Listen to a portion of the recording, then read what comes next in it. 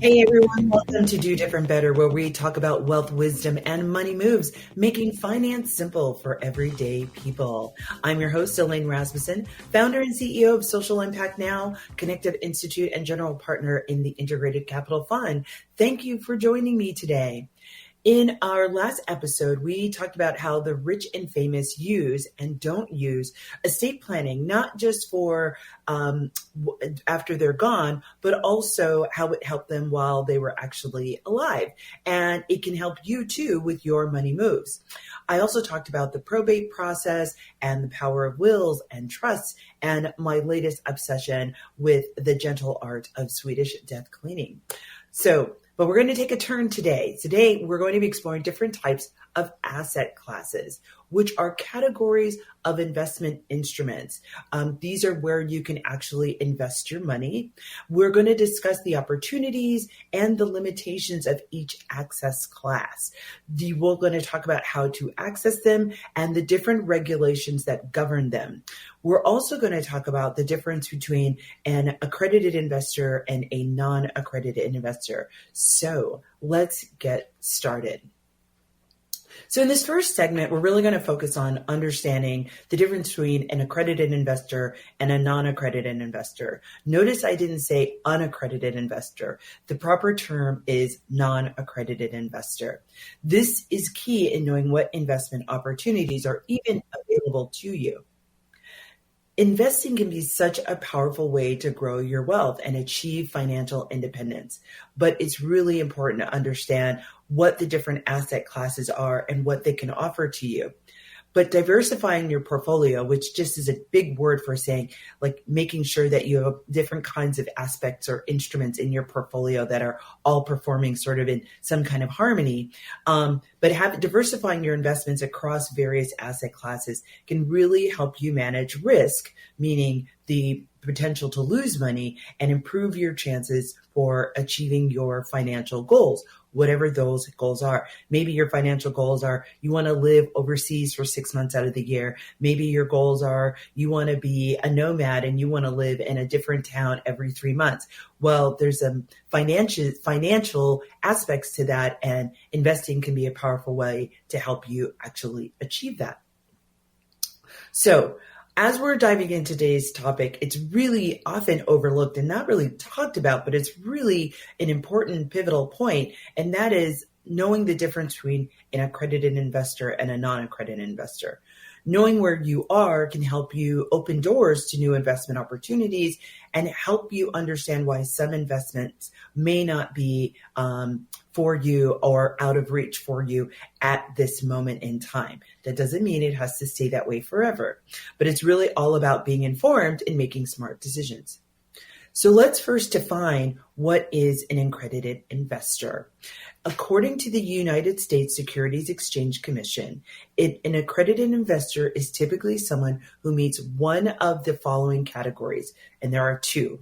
The first one is the individual has a net worth of over $1 million, excluding their primary residence, meaning that maybe you have a business, maybe you have other properties, maybe you have an inheritance, maybe you have some other stream of income or in multiple streams of income that have you have a net worth, meaning all of your assets minus all of your obligations, your financial obligations, you are left with $1 million or more. And that does not include where you live. So you may have $1 million home, but if your assets outside of that home minus your liabilities does not equal $1 million, you are not an accredited investor, right? But here's another scenario where you can be considered an accredited investor, and that is that you're an individual with an income exceeding $200,000 or $300,000 with a partner in the past 2 years, that if you are staying at that same income level, you can qualify as an accredited investor. So let me say that one more time. If you earn $200,000 or you and your partner earn $300,000 and you have sustained those wages or that income for the past 2 years, you can be considered an accredited investor. So those are the two scenarios that, under the designation by the SEC, or the Securities Exchange Commission, if you qualify for one of those two categories, you can be considered an accredited investor.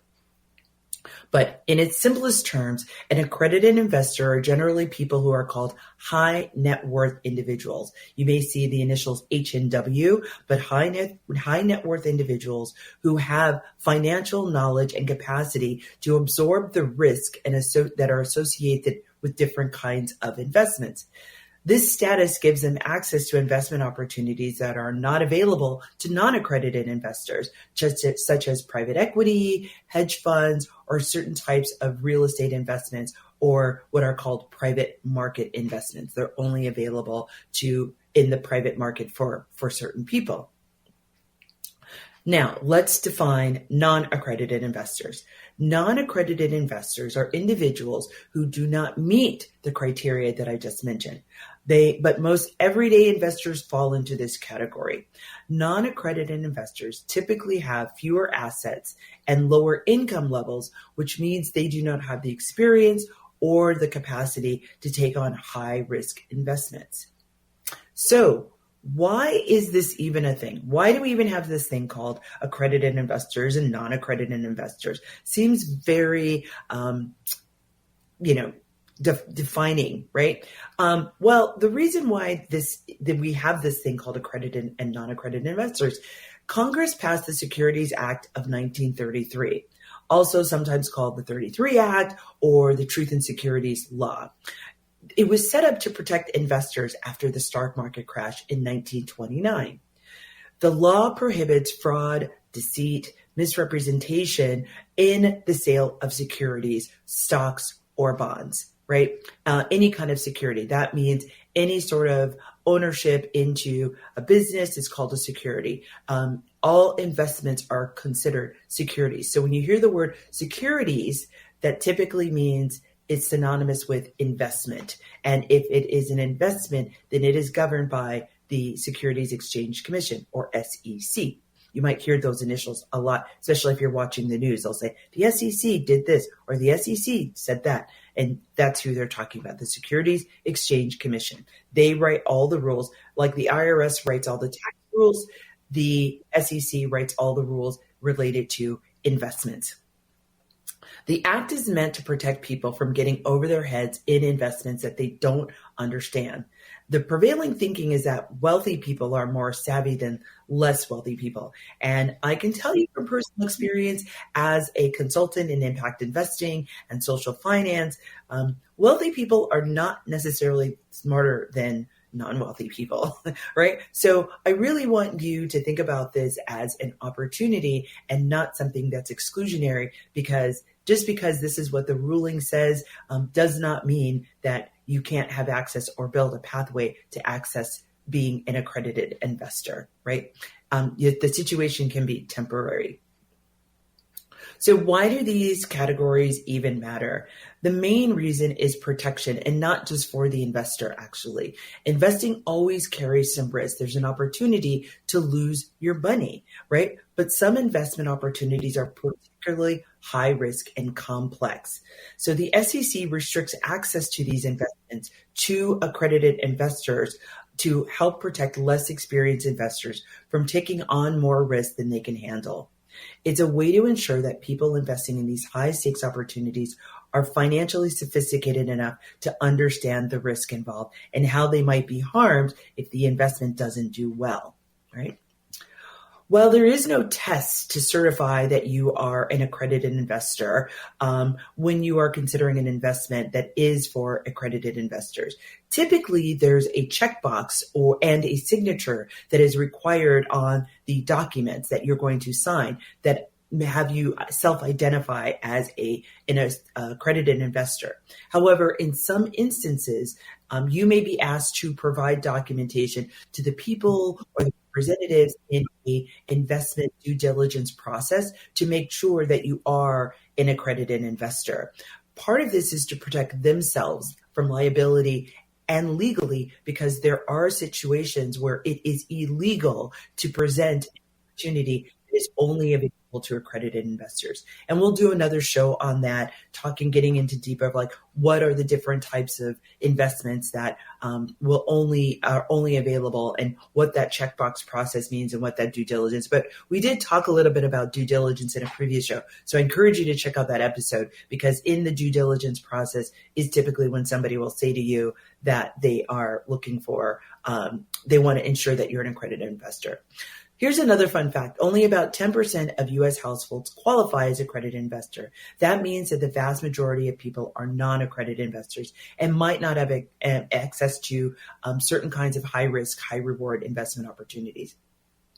But don't worry if you're not an accredited investor. There are plenty of investment opportunities that can make you have a very strong and diversified portfolio, from stocks and bonds to mutual funds and EFTs, and I'll talk about what those are. There are many ways for you to invest wisely and grow your wealth and become an accredited investor. So here's my call for you. Take a moment to assess your investor status. Are you accredited or non-accredited?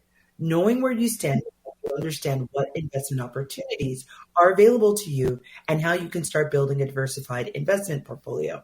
If you're not sure, consider speaking to a financial advisor to get a really clear picture on your financial situation and your investment options. That's it for this segment on understanding accredited and non-accredited investors. By knowing your status, you can make informed decisions and take advantage of the investment opportunities that are right for you. Stay with us as we take a deep dive into different asset classes and explore how you can diversify your investments. Thanks for listening to Do Different Better. I'm your host, Elaine Rasmussen, and I'll see you after the break.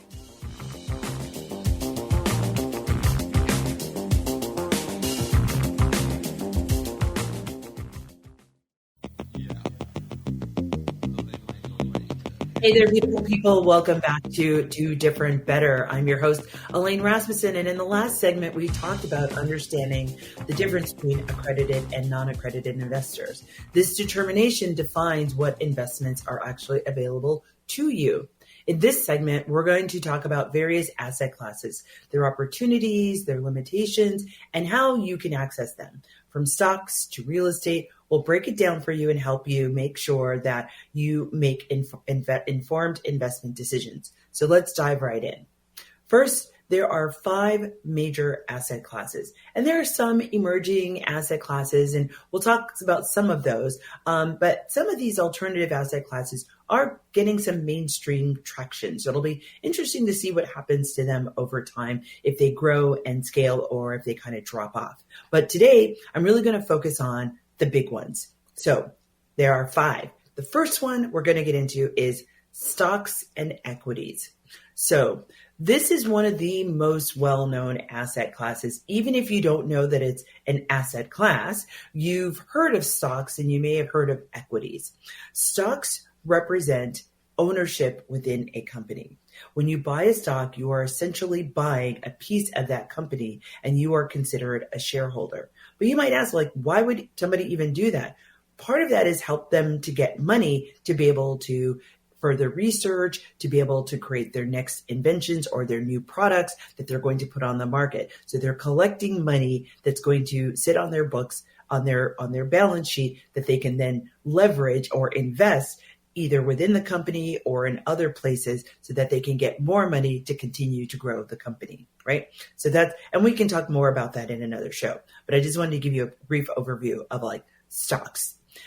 What are the opportunities? The opportunities, there's a potential for high returns. And one of the biggest attractions of investing in stocks is that you can grow and watch it grow over time. You can see the organization becoming more and more profitable as the stock prices increase significantly over time. And those turn into rewarding the shareholders with capital gains, meaning money. That's all capital gains means. It's money. Additionally, many companies pay dividends, which are regular payments to the shareholders from the company's profits. And usually dividends are paid on an annual basis. You're not going to get a check every month, but you'll get a check at the end of the year. And that check is something that you'll have to pay what are called capital gains tax, because you've profited from the investment that you made. And so the IRS always wants their money. So, and that actually gets reported to the IRS from the company when they pay you the dividends. So you'll get a special schedule that says these are the dividends that you received as a result of your ownership in the stock. Owning stocks also give you a say in the company's decisions, as you can vote on corporate matters if you hold enough shares. Now, some companies, if you buy one share, you are able to vote. And those votes are held in a shareholder meeting or through some virtual platform, or as with CenterPoint Energy, some energy companies, they do it by mail, especially when you're voting on the new directors of the board. As a shareholder, you can attend the shareholder meetings, but some companies do have ownership minimums in order to vote in the shareholder meetings. But all of that is typically disclosed to you when you buy the stock, whether you're buying one stock or you're buying 1,000 stock in a particular company. And we'll talk more about shareholder meetings and what happens in a shareholder meeting and why do they hold shareholder meetings. We'll talk about that in another episode, but you might need to remind me. So what are some of the limitations of investing in stocks? Investing in stocks comes with high volatility and high market risk. You might hear on the news, hey, Apple stock went down like 10 points. That's basically, it might be 10%. It might be actually $10. So you want to listen to some of those clues of like what happened with the stock. But owning stock also, but the stock prices can fluctuate dramatically between due to a lot of different various factors like economic conditions, company performance, or market sentiment. So you may have remembered a few years ago, there was a big blow up in the transgender community against Netflix for some of the programming that they had put on. I think there was also some internal things around how transgender people were treated in the company. That becoming public, and the transgender community and employees and non-transgendered employees who were allies making such a big statement, public statement, and there were news crews, those kinds of things may or may not have a positive or negative impact on the company's stock. It's the company's stock price also is informed by people's confidence in that business. If people's confidence in a business, typically what may happen is the stock price might go down, right? So that's why it's important, where it's not just the operations of the company, but it's also the perception of the company that will highlight or impact the stock price. So these are the reasons why when we talk about the volatility of the market, there's so many things that are in the company's control, but also outside of the company's control that impact the price of their actual stock. But the volatility doesn't necessarily mean it's a bad thing. It could mean that you could have some significant wins in the value of your portfolio. But these are the things you have to be mindful of if you're going to decide to invest in stock. So who can access stock and where do you access them? This is an opportunity for non-accredited investors. You can access stocks through a brokerage account or online trading. It's become so simple now. When I was 18 and I was a stock analyst, there weren't a lot of platforms where individual people, working class people, could create their own account and manage their own account. Now there's so many online trading companies where you could be sitting in your basement, and there are people who just do that all day. You may have heard the term day trader. That's what they do. They sit in their homes and they are trading stocks all day, and they may or may not necessarily be stock brokers, right? But these trading platforms have made it easier than ever for individuals to buy and sell stocks with just a few clicks. So who regulates these sorts of exchanges?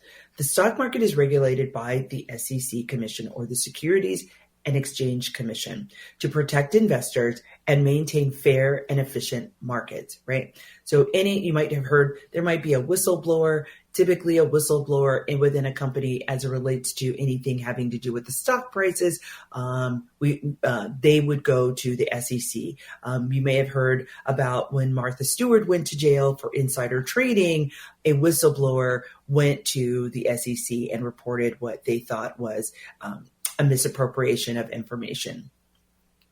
So here's a fun fact. The New York Stock Exchange is the largest stock exchange by market capitalization, meaning how much information flows. Think of it as the largest airport, not necessarily in size, but amount of traffic that happens. So it is home to some of the biggest companies in the world, including Apple, Microsoft, and Amazon. Investing in stocks can be a great way to build wealth over time, but it's really important to be prepared for the ups and downs of the market. Diversifying your portfolio can help manage the risk. So now let's move on to bonds and fixed income. Bonds are essentially loans that you give to a company or government in exchange for regular interest payments and a return on the principal at the maturity time. Maturity means when the obligation has ended. So that could be a year, it could be 5 years, it could be 20 years, it could be 30 years. That is usually indicated when you purchase the bond. They'll tell you how long the bond is, very similar to a mortgage. So what are the opportunities with bonds? Bonds offer steady income, lower risk compared to stocks and capital preservation.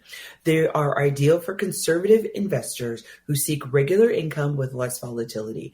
You'll usually see as you get older in your life, your financial advisor will want to put you in things that are more conservative and more predictable. So they might put more of your money into bonds as opposed to the stock market. There are so many different kinds of bonds. There's corporate bonds, treasury bonds, government bonds, pay for success bonds, savings bonds, municipal bonds, and more. We might just do a show just on talking about the different kinds of bonds because that can be a little bit confusing. But bonds can be sold by your city, your township, a nonprofit can sell a bond, and those are actually getting a lot more traction recently, nonprofits selling bonds. But we can talk about that more later. So what are the limitations of bonds?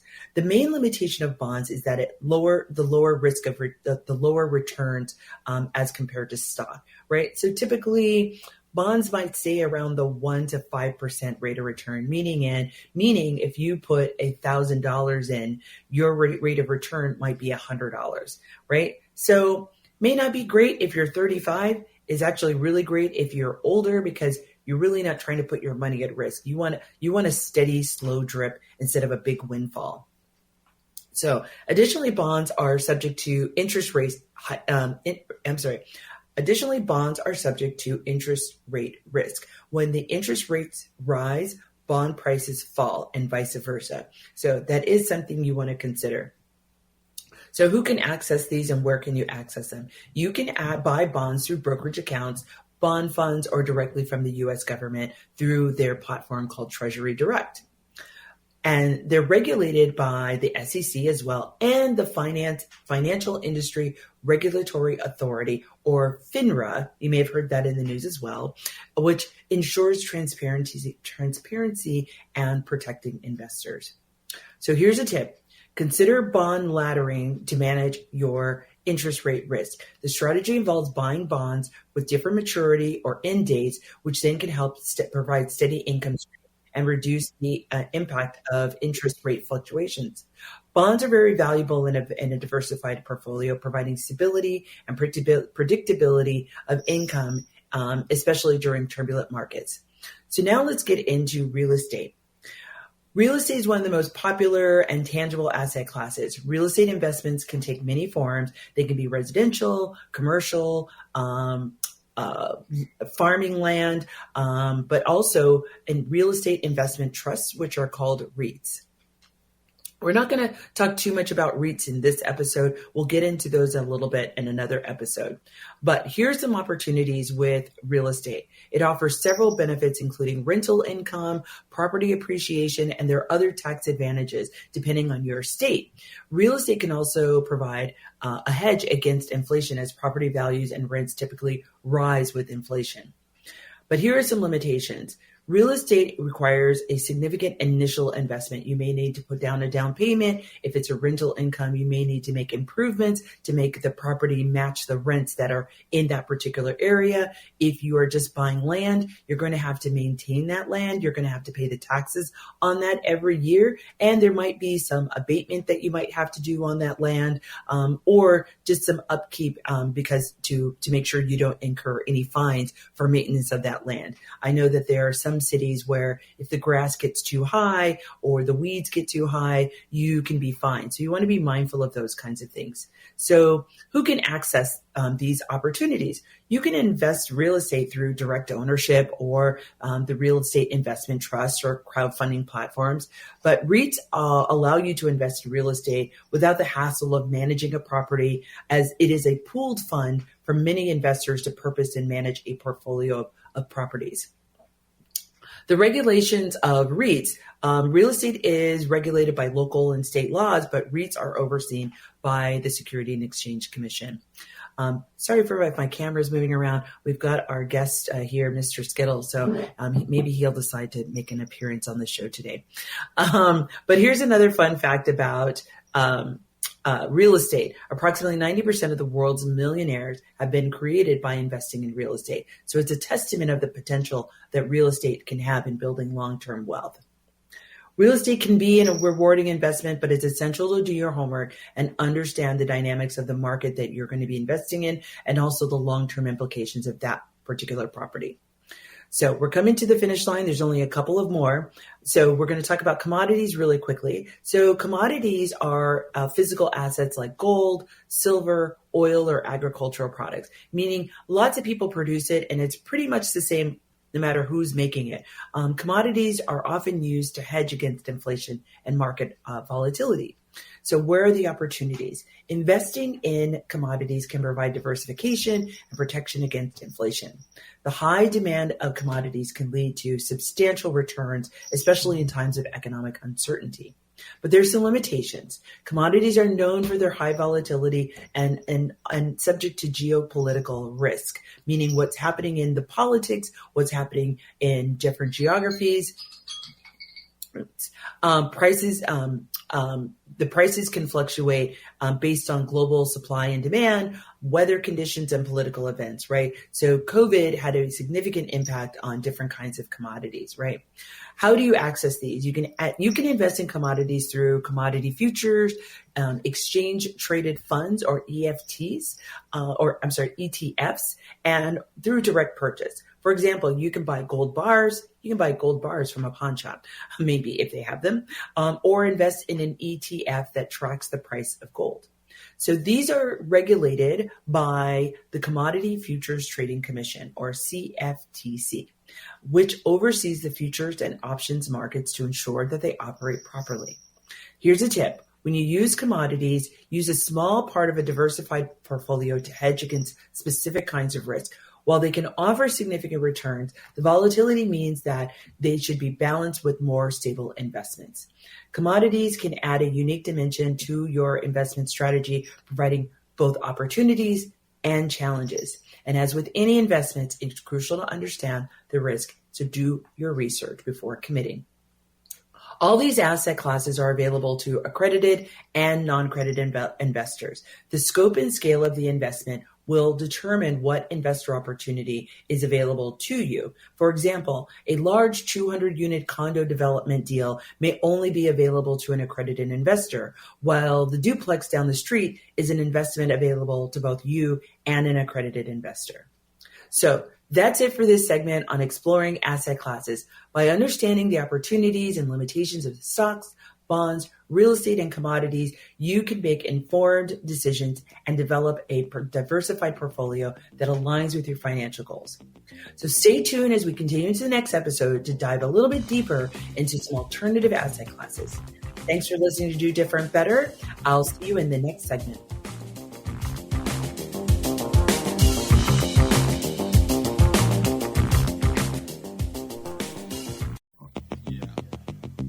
Hey there, beautiful people. Welcome back to the Do Different Better Show. I'm your host, Elaine Rasmussen. And in the last segment, we talked about the four major asset classes and the limitations and opportunities of each asset class. In this segment, we're going to dive deeper into alternative asset classes and what are some of the emerging opportunities that will allow you to give a unique edge to your investment portfolio. From the wild world of cryptocurrency to the high-stakes game of private equity and hedge funds, we're going to get you covered. So let's go get to it. First, let's talk about cryptocurrency. I know there's a lot of confusion, and I probably will not answer all your questions about cryptocurrency. We probably can have a whole entire show on just cryptocurrency, but my purpose here is just to kind of give you a high level as it relates to investment in asset classes. So this digital or virtual currency uses cryptography for security and operates independently of a bank. So cryptocurrency has nothing to do with our traditional finance system. The most famous cryptocurrency I'm sure you've heard of is Bitcoin, which was created in 2009 by an unnamed person called Satoshi Nakamoto. We don't know if that's a real name or if it's a made-up name. We don't even know who this person is to this day. The opportunities with cryptocurrency offer a potential for high returns driven by innovation and the decentralized nature of blockchain technology. They provide a way to transfer money globally without the need for a traditional banking system and, quite frankly, the fees that are associated. So every time that you're on Venmo, there are banking fees all the way along that chain. From the time that you send the money to the person receiving the money, there are fees being paid. So cryptocurrency is a way to get around that. It's also a way to get around monitoring. So as you know, you have to, your bank account is being monitored, right? As far as the fluctuations. And once your bank account gets to a certain amount, you're only insured for a certain amount. You're only insured for $250,000.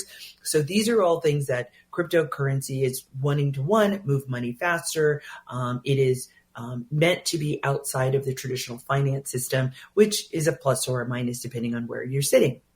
But some of the limitations, while there is great opportunities in cryptocurrencies, there's Cardano, there's Ethereum, there's many cryptocurrencies that are out there. Cryptocurrencies are known to have extreme volatility. The prices can skyrocket one day and then plummet the next day. There's also regulatory uncertainty and security risk, such as hacking, and the pose for a challenge. This poses a challenge for investors. So you may have heard somebody may have lost their crypto wallet. It's like a gift card. If you lose your crypto wallet, whoever picks it up, more than likely they can't access it, but they might be able to hack into it. But once it's gone, it's gone. You will not. There's no plug into the traditional system.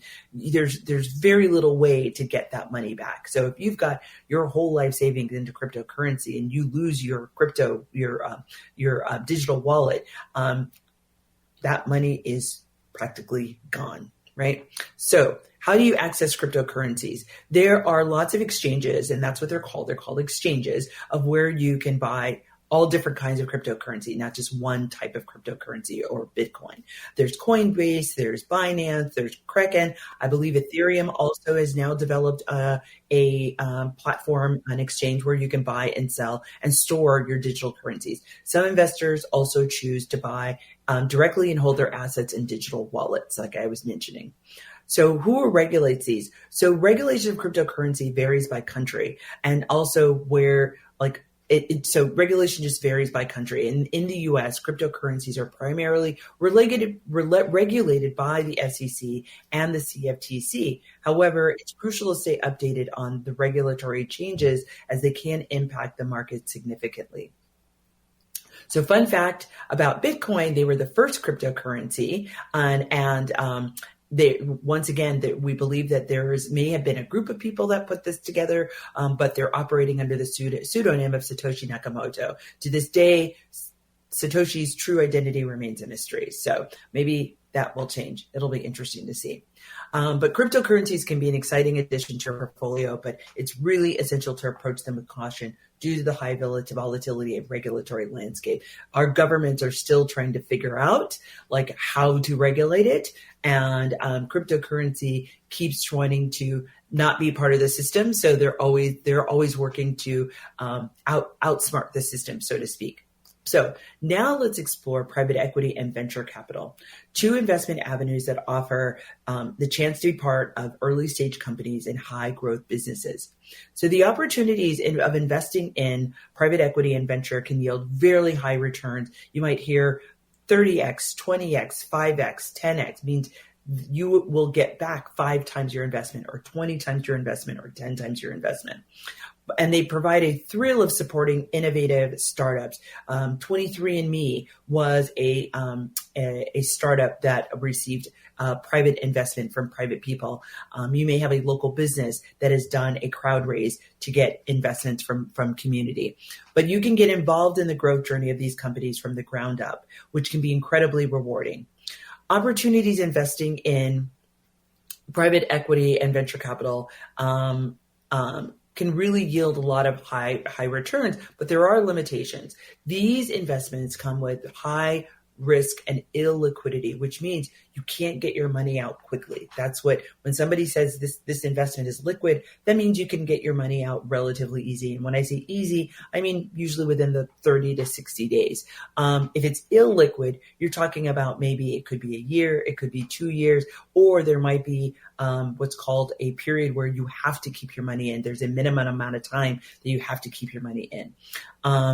They typically require large capital commitments and they're not easily sold or exchanged for cash. This means you need to be prepared for a long-term investment horizon. A lot of times it's a minimum of 7 years minimum. And usually sometimes they'll ask you for an extension, which means it'll go to 10 years. So you just want to be mindful of can you withstand that time horizon based on the amount that you've invested?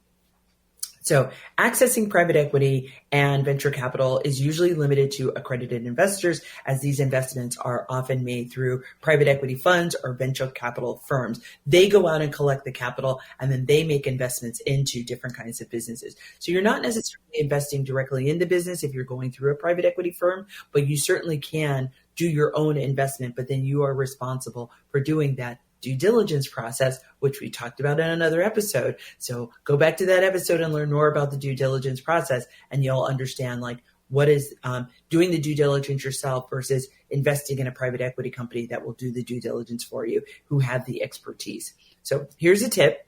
Oh, before I talk about the tip, let me talk about they are regulated. Private equity and venture capital is regulated also by the Security Exchange Commission. And this is once again to ensure protection for investors, but transparency in the market. So here's a tip. These investments are typically long-term and should align your risk tolerance and your investment horizon. If you're interested in private equity or venture capital, consider your financial goals and how much risk you're willing to take. While they can offer significant returns, you definitely have to be in for the long haul. Again, these opportunities are usually only available to accredited investors. And so whoever you're talking to about the investment opportunity will usually ask you upfront if you're an accredited investor, but you'll also need to certify that in any documentation. If they want to send you the deck, they might send you some kind of form or letter saying that you are certifying that you are self-identifying as an accredited investor. Now let's dive into hedge funds. Yay! Hedge funds are pooled investment funds that use diverse strategies to generate returns, often employing techniques like short selling or leveraging. So when we talk about, I'm going to totally talk about this quickly because that's another whole show. When you are short selling, meaning that you're predicting that something bad is going to happen or that there's going to be a downturn in the either stock price or, if somebody was looking at, November of 2019 and was seeing that there was a trend of people getting really, really sick, they may have over leveraged buying into companies that are related to healthcare, or they may have shorted those other things that have. When I say that they shorted, that means they made investments that said that there would be a market failure, or in certain industries in relation to dealing with this thing that then became COVID, right? So that's how that works. But once again, we'll do a whole nother show on shorting, short selling, and leveraging. But getting back to hedge funds. Hedge funds have, the potential for high returns through their diverse strategies, but their aim is to deliver positive results regardless of whether the market is up or whether the market's down, right? They're making bets that things are or are not going to work out. The limitation is that hedge funds come with high fees and high risk and limited transparency. The management and performance fees can be very substantial and very complex strategies that they are using to make it hard to understand what's happening with your money. So once again, hedge funds, you really want to have some sense of understanding of how they work. But as far as accessing hedge funds, it's generally limited to accredited investors through hedge fund firms. This is an exclusivity that is due to the high risk nature of these investments. And they are also managed or regulated by the SEC, once again, to protect investors, but also maintain market integrity. Here's a fun fact. Hedge funds can employ different strategies like short selling to leverage and generate returns in various kinds of markets. This flexibility is one of the reasons that they can achieve high returns, but it also adds to their complexity and risk. So hedge funds are a powerful tool in your investment portfolio, but they require that you have really a lot of good information and a willingness to pay for the expertise of the hedge fund. So as we start to kind of land the plane here, now that we've explored the different kinds of alternative assets, now I want to really get into some of the tips and a call to action. So first, take stock of your current assets. Understand what you own, understand what you owe, and understand what your financial goals are.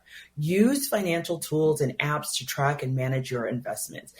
Some people get a little obsessed about it, but you might want to mark maybe 15 minutes in your day. Maybe it's with your morning coffee, or maybe it's on Sunday morning to just kind of see, where am I at? What happened this week in the market, right? But you want to be mindful that to get too obsessed, it can take over your life. Remember, there are people who do this as a job for a living. And unless you want to do that, you don't want this to take over your life, but you do want to have some sense of awareness and to have a clear picture of your financial health so you can make informed decisions. So here's my call to action to you. I challenge you to identify and research one new asset class that you're currently invested in, whether it's private equity, whether it's real estate, maybe it's your 401k. Take the time to learn about it and consider how it might fit into your portfolio, or how maybe look at a new asset class and figure out how you might want to leverage that into your current portfolio. So here's some tips for some new investors. Start making small investments and gradually diversify. Educate yourself through books or listening to Do Different Better and financial news, because the more you know, the better equipped you're going to be to make smart investment decisions. And don't hesitate to seek advice from experts like financial advisors. They can provide valuable insights and help you tailor your strategy to help you with your specific goals and your risk tolerance. So diversifying your asset classes is the key to building a resilient and profitable investment portfolio. So stay tuned as we continue to go and talk more about the investing journey in future episodes, but also keep learning and adapting as you go. It's an amazing, amazing trip to go down. It's an amazing journey. I'm just telling you from my own personal experience, it's been fun. It can be anxiety producing. And so I think going back to the episode where we talk about the mindset money, I just was listening to a show last night and it talked about the relationship you have with money is it mirrors the relationship you have with yourself. So if you feel like you have an unhealthy relationship with money, unpacking this might be a journey for you to have a healthier relationship with yourself. When you attack the thing that is probably maybe scary for you, it opens up all these windows and doors to demystify and come from a position of strength and a position of worth. So, well, we are wrapping up another episode of Do Different Better. I'm your host, Elaine Rasmussen. We explored the world of investment classes. We learned about the different types of investment classes, which are the categories of the investment instruments where you can invest your money. We discussed the opportunities and limitations of each asset class, how to access them, and the regulations governing them. We learned the difference between accredited and non-accredited investors.